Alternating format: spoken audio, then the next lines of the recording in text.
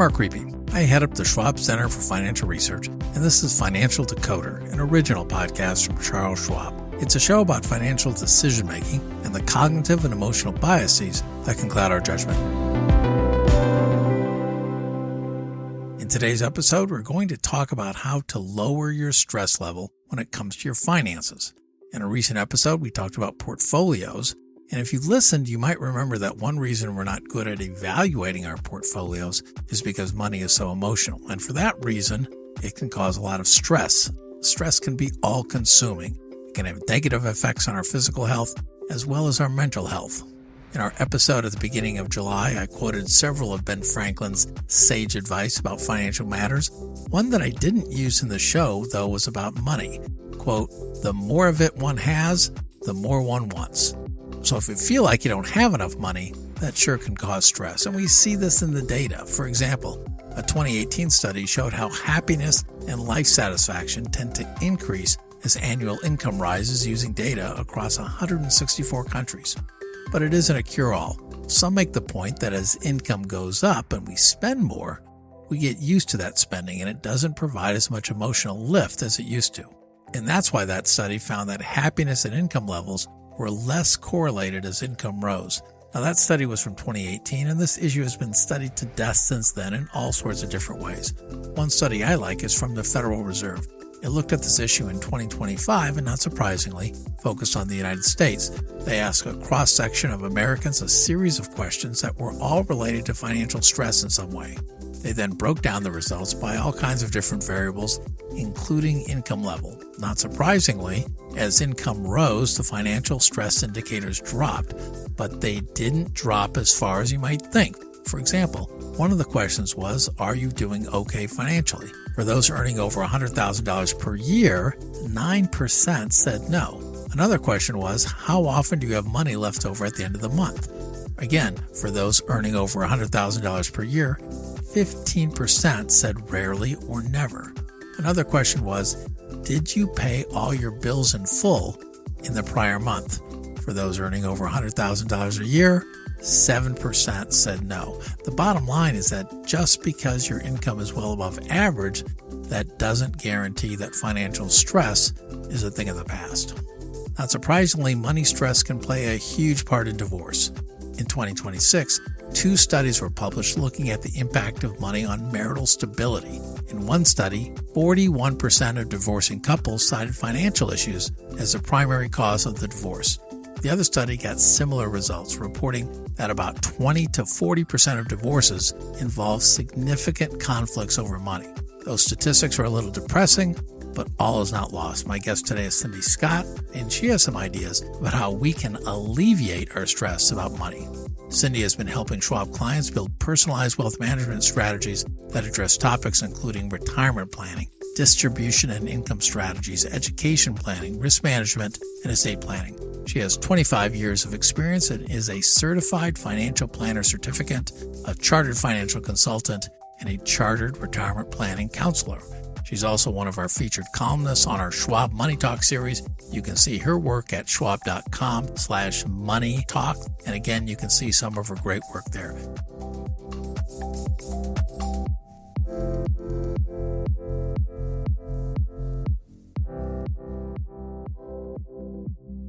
Cindy, welcome back to the show. Thanks, Mark. Thanks for having me here. I'm excited about this conversation today. It's pretty consistent that financial stress, money stress, that's a consistent source of angst in people's lives. And that sort of pops up irrespective of income level. So why does money have this kind of powerful effect on our overall sense of well-being? Yeah. Wow, that's a great question. I think one of the reasons is because money touches almost every aspect of our lives, our health, relationships, our careers, our dreams, and even our identity. So it permeates multiple areas of life simultaneously. So when people worry about money, they're rarely worried, I found, about the money itself. They're worried about what the money represents. Things like, this is what I've heard from clients, will my family be okay if something happens to me? Or will I ever be able to retire? Or what happens if the next emergency comes before I've recovered from the last emergency? And sometimes, whether we realize it or not, we wonder, am I falling behind everyone else? Money becomes a measure of how we're doing in our lives. So it has a deep impact on our identity and sense of success and achievement in life. These are some of the reasons money has such a powerful effect on our well being. It's also why stress shows up at every income level, Mark. One person over here may be worried about making rent or worried about the rising cost of gas and groceries, where another client may be worried about the impact that a sizable inheritance will have on their kids and grandkids. They're worried if it'll help them or will it harm them. So the amount of money in each of these situations may be different, but the emotions are the same. Both of these people are experiencing the same underlying fear about the future. The big question is always, will I be okay? Will my family be okay tomorrow? And what I've learned is that financial peace rarely comes from reaching a particular dollar amount. There's always another number, always another goal, or another comparison. Financial well being, in my mind, is about reducing the gap between uncertainty and confidence about the future. And I'll make this plug, Mark. When we have a financial plan, it gives us the clarity about where we're going, how we're going to get there, and a plan for contingencies for when things don't go according to plan. That's when the gap begins to close and you replace anxiety with confidence, and people can start to experience true financial peace. So that makes a lot of sense. I think one of the difficulties that people have is that when they're under financial pressure, they're trying to diagnose what's that one thing that's at the root cause of the problem. But as you pointed out, money's kind of interconnected to so many different aspects of our financial life. So how do you get the conversation going? How do you get people to get started to make sense of what they're experiencing? I think in the past, we've always started with being curious and asking questions because I always tell clients that financial pressure is often a symptom, is not the problem itself. Think about financial pressure like being a messenger, not the disease. So we need to ask the question, what is the pressure trying to tell me? What financial decisions might I be avoiding? When do I most feel anxious about money? I've worked with clients throughout the years who experience pressure from a variety of sources. For some, it comes from a lack of control. They just don't know where their money's going. For others, it may be a lack of confidence. They're constantly asking, am I doing the right things? Am I making the right decisions? And then I've encountered clients who experience pressure due to lack of planning and preparation. Some people know that an emergency would throw everything off track, and yet they're not doing anything to be prepared for that unexpected event. Or sometimes it's a conflict between what they spend money on and what they say matters most in life, right? This is the future they want for their family, but they're spending on things that's not moving them closer to the future they're trying to build. But here's the encouraging part. Once they identify the real source of stress, they often realize that it's much more manageable than they imagine. I've seen clients spend years believing they had a money problem when in reality they had a planning problem or a communication problem with their spouse or an expectations problem because they're comparing themselves to everyone else. So we have to ask questions to understand what the pressure as a messenger is trying to tell us. And one of my favorite questions that I've been asking clients for years is this. If we were sitting here a year from today and you said, I finally feel at peace about my finances, what would have changed? This question starts to shift the conversation away from dollars and cents and towards what they're really trying to accomplish. And as I said a moment ago, financial planning, it's not just about building wealth, it's about creating clarity. And clarity about what's really causing the pressure allows you to make decisions and take actions that move you closer toward what you really want in life. And guess what happens then? Well, the pressure starts to diminish. So, Cindy, a couple times you mentioned sort of the future and getting people focused on the future. I want to turn that around a little bit and talk about the past of people. To a certain extent, we all have financial habits, and we weren't born with those habits. They kind of developed over time. Could you talk a little bit about the importance of examining those and how that helps get people to a point of clarity going forward? The interesting thing, Mark, is every one of us has a money story. And the interesting part is most of us, we're living out a money story that we didn't even write. Somebody else wrote it. Think about it like this. Long before we earned our first paycheck, we were learning about money. We watched how our parents handled it. We may have heard comments like money doesn't grow on trees or we can't afford it, or maybe money was a source of arguments in our household. Maybe it was never discussed at all. Those experiences in our formative years become beliefs, and over time, those beliefs become behaviors. I've worked with incredibly successful people who were still making decisions out of fear that they experienced as children. On the one hand, they would save every penny because they were worried about being poor. Others would spend every penny freely because they never had much growing up and they wanted to enjoy what they've earned. Neither behavior is inherently right or wrong, but both deserve to be examined. Because if we don't understand the beliefs that drive our financial decisions, we'll keep repeating the same patterns, even if our income doubles. So the goal isn't to blame the past, it's to understand it. Awareness gives us the power to decide which money habits we want to keep, which ones we want to let go of, and which new ones will better serve the life we're trying to build for ourselves and our families. One of the interesting things about financial matters is at the end of the day, a lot of it can be quantified. I mean, we're balancing our checkbook and we see more money going out than coming in. We see the value of our portfolio. Maybe it takes a big dip where we see that it's uncomfortably, away from our goal that we were trying to achieve for retirement. So quantifying things like that, I think that creates a sense of urgency in a lot of people, and that urgency can lead to stress. And we know that making decisions in a stressful environment is not always the best thing to do. So, how do you get people to slow down a little bit to think through the problem and not try to just jump in and try to solve it instantaneously? Yeah, that's good. Let's talk a little bit about the ideal environment for making sound decisions. When people are under financial stress or really any stress, the brain shifts into survival mode. And the part of our brain that's responsible for thoughtful planning and good judgment has, as one of my colleagues likes to describe it, gone offline. It's been hijacked, and our survival instincts take over. But the survival brain is not asking what the best long term decision is. It's wired to ask one question: how do I make this uncomfortable feeling stop? When this brain is in control, that's when we see people cash out of their investments, raid their retirement accounts, or make purchases they can't afford, all because they're looking for a moment of relief.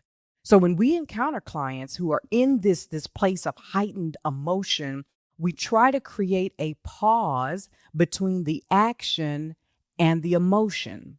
As I said earlier, our goal here is to try to identify the cause of the stress so that we know how best to proceed. And once the thinking brain re engages, that's when people can respond thoughtfully instead of reacting impulsively. And creating that moment of pause, I've seen it save people from countless financial regrets. Yep. Yeah. It makes all the sense in the world. I want to turn the conversation a little bit towards something that I think is creating a lot of stress and is on people's minds right now, which is inflation. And people are experiencing higher rates of inflation.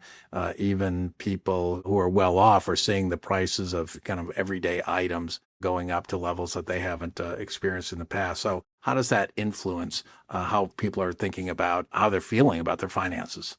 Yeah, I think it creates a sense of uncertainty in people. People who have always felt in control of their money may suddenly feel like they're falling behind, even though they're making many of the same responsible decisions they've always made. The money just isn't going as far because more of it is required on things like necessities. The important thing to remember is that financial planning isn't about setting a budget once and never changing it. Life changes, the economy changes, our spending needs change also. And so we should think about our spending plan, think about our budgets as a GPS system.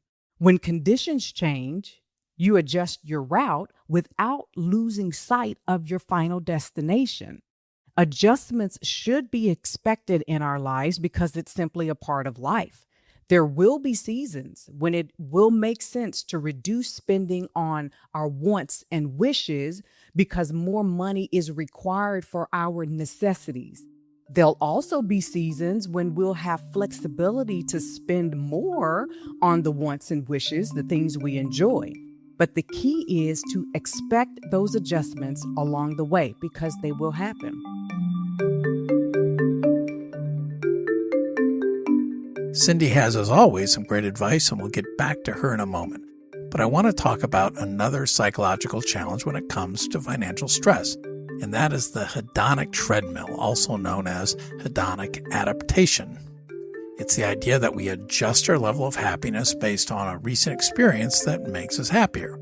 But we get used to that initial burst of joy, and our happiness drifts back down to where it was before. For example, let's say you got a great new job, you're super happy for a while, but then you get used to it. The newness fades, you adjust your level of expectation to the new status quo, and then you desire even more to maintain the same level of happiness. You stop appreciating the positive aspects of the new job, and maybe over more time, you find yourself looking for another job to make yourself happy again. But it's not all bad news. Luckily, the same thing happens with negative emotions. After a negative experience, you might feel down for a while, but the good news is you'll bounce back. It's a double-edged sword, and it can help to explain why having more money won't necessarily reduce your stress level in the long run. Researchers have found that there are ways to reduce hedonic adaptation. One is to avoid repeating the same experiences. Mix it up. Looking at the same vista every day can get old. Try a different hiking trail. Try a new restaurant. You can also try to appreciate experiences more by paying attention and savoring what's good about them while they're happening. In addition, try to get others involved in your new experiences. Spending on experiences increases happiness on average, but the effect weakens if the experience is done alone. In a financial context, if you get a raise or come into some money from, say, an inheritance, think hard about what you'll do with that extra income. Don't just get used to it. Also, remember that consumption isn't everything. It seems that more money is most likely to produce lasting gains in our psychological health when we use it to reduce our financial vulnerability. In other words, don't forget about putting some of the money in savings and investing the rest to increase the stability of your financial situation. And of course, listen to the rest of the show and let Cindy Scott help you, because the solution to money stress isn't as simple as just having more money. It's summer while we're recording this, and I don't know about you, but it seems as if summer is a perfect environment for some big one-time expenses, whether it's vacations or events for kids because they're home and they need something to do. How do you go about planning for these kind of shorter-term one-off things versus your longer-term financial goals? I have two words for you, Mark: prior planning, because we can't plan for both. Think about this. Summer isn't a surprise. It comes every year. Vacations, camps, family activities, back to school expenses. These are all things we can anticipate and plan for while continuing to make progress towards longer term goals like building an emergency fund or investing for retirement. And as we're putting those plans together, I just want to make sure people understand that they need to be ready to make some trade-offs. Most families we work with have more goals than they have money. So we make some trade-offs. That's required. Perhaps it's planning for a staycation one summer instead of a more expensive vacation out of state, or having the kids play on local community sporting teams versus paying for a select team. So the goal here is you plan for the summer fun activities ahead of time without sacrificing the long-term goals that are also important. It's all about prior planning. You're exactly right about trade-offs being an inevitability, right? You're exactly right about that. And I think most people get that at some, once you remind them of it, I think they're going to come around to that. But how do you get people to then make smart trade-offs or have a good process for evaluating the trade-offs and deciding what path to go down? The first thing is I think it helps to remember that every financial decision involves a trade-off. When we have more goals than money, we simply can't do everything all at once, and that's okay. That doesn't mean we're giving something up forever. Trade offs aren't about choosing between good and bad. It's about choosing between two good things when you can't do both of them at the same time. Maybe you choose a less expensive vacation this year so you can continue saving for retirement. Or maybe you scale back other expenses because spending time with your family is a priority. Neither of those choices are good or bad. So the goal is to make decisions that reflect your values. And when your spending aligns with what's most important to you, trade offs feel less like sacrifices and more like a choice you've been empowered to make. Think about it like this: trade offs are less about math and more about mindset. When people hear the word sacrifice, they tend to think about loss. I want them to switch the mindset and think about trade offs as alignment. They're not sacrifices, they're choices in service to something you value even more. You're making decisions that are best aligned with the goals you're trying to accomplish, and the trade off is simply you saying yes to that goal. Earlier, you said something that I wrote down was kind of a knee-jerk reaction that some people might have is to raid their retirement accounts, for some short-term needs. So I wanted to talk a little bit about how do you make sure those longer-term goals don't fall by the wayside, don't get forgotten when they're going through that trade-off discussion you were just describing. hmm I mentioned this a little bit earlier. I'd encourage listeners to pause before making a major change. Ask yourself, has my situation changed or has my stress level changed?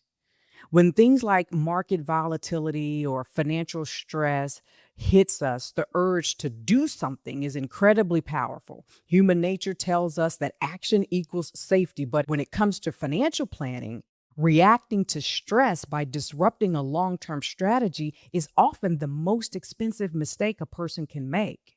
If you've lost a job, you experienced a health issue, or had another significant life event, it may absolutely make sense to revisit your plan. But if the primary reason for wanting to take action or make a change is fear or anxiety, unsettling headlines, or the need to just go and purchase something, it's worth taking a step back before making that decision. As I mentioned a moment ago, some of the most expensive financial mistakes happen when people make permanent decisions based on temporary feelings and emotions. Adjusting our strategy thoughtfully can be wise. I want to make that clear. But walking away from a long term strategy because the present moment feels uncomfortable can have consequences that last for years. We've seen it. So before making a major change, I would encourage listeners to give yourself a chance to think beyond today's stress and reconnect with the reason you made some of those decisions in the first place. Yeah, I think decisions plural is really important because I suspect when you're working with clients and you start to kind of analyze their situation, that financial health to-do list is probably several different items on that list and several different decisions that need to be made. And the more those decisions pack up or line up, I can see people I can imagine people getting frozen, right? And they just get a little bit paralyzed. So how do you move from that analytical situation to getting people to have the confidence to kind of get going and generate some momentum to fix the problem that's causing the stress in the first place? Yeah, that's good. You hit the nail on the head here. I encourage people when they're feeling a sense of overwhelm financially to focus on one small step at a time. When they feel overwhelmed, Mark, they get stuck, right? They might believe that they need to solve their entire financial life in one weekend, or something big like that. But confidence rarely shows up all at once. It grows from small wins. Every small action builds confidence for the next one. And over time, those small steps create momentum that helps people move from feeling overwhelmed to feeling in control financially. And I've seen people over the years make tremendous progress toward their goals by focusing on one small step. You don't have to figure it all out today. You just have to take the next right step. So break it down and attack it incrementally. So I love that, getting going, one small step, but that one small step needs to have a direction, right? It needs to have a goal in mind. And I wish I had thought of this, but somebody pointed out that, hey, the perfect financial life doesn't really exist. And what we should be trying to achieve is a life of financial resiliency. And that's a much more realistic goal to aim for. So number one, do you agree with that? Does that make sense to you? And then secondly, what does that even look like? It sounds like a buzzword, but what does it mean under real world conditions? Yeah, great question. First, yes, I absolutely agree. To me, financial resilience is having the confidence that you'll be okay even when life doesn't go according to plan. Markets will decline, jobs will change, unexpected expenses will show up, our plans will be disrupted. Life just doesn't unfold perfectly, it doesn't work that way. To me, resilience is about having the ability to adapt when we're faced with life's inevitable challenges. I've noticed that the most financially resilient people I've worked with are people who understand their priorities, they have flexibility in their plans, and they trust their own ability to make thoughtful decisions when circumstances change. For a lot of those people, they seek out the guidance of an advisor to help with those decisions, but they don't panic every time something goes wrong. They recognize that setbacks are just part of the journey. In many ways, we could think about financial resilience like we think about emotional resilience. It's the ability to believe and say, this isn't what I expected, so I'll adjust. I'll make a new plan. I'll take the next step. I'll continue making progress. It's knowing that when life changes, you can change with it. Last question for you, Cindy, then I'll let you go. I'm sure some fraction of the listeners to this, actually, they're in a good spot. They actually aren't experiencing financial stress at the moment, but I suspect they will at some point. And so what is the one key message for them that you want them to kind of keep in mind when they encounter that situation? I'll sum it up like this. Don't let today's emotions make tomorrow's decisions.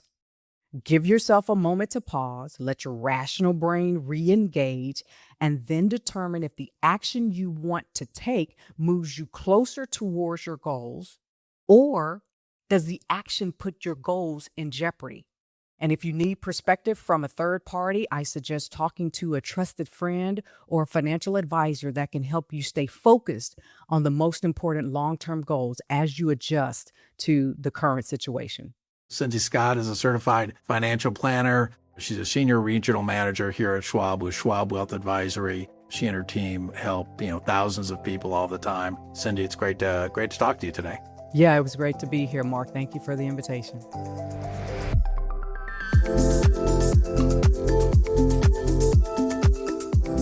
That's it for this episode. If you want to read Cindy's article, 5 Steps to Help Lower Your Financial Stress, we'll link to it in the show notes. We'll also link to her bio on schwab.com, and from there you can find all her articles, most of which are about everyday financial questions and topics. That's it for this season of Financial Decoder. We'll be back in the fall with more episodes.